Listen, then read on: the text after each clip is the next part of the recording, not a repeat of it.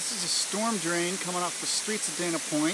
Drops off the cliffs to the edge of the harbor in Dana Point Harbor, which means we are about 40 yards away from the ocean. And I'm going to pan around to the edge of this containing pool, and you can see what has gathered.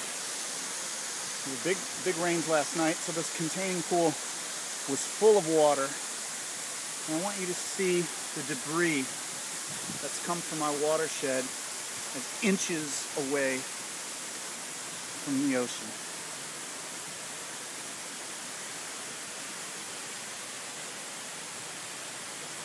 I'm hoping this camera picks up all of the details. Huge amounts of styrofoam, plastic. It just keeps going. I'm following the trail of all of this trash straight to the ocean. Let's pick it up, Dana Point.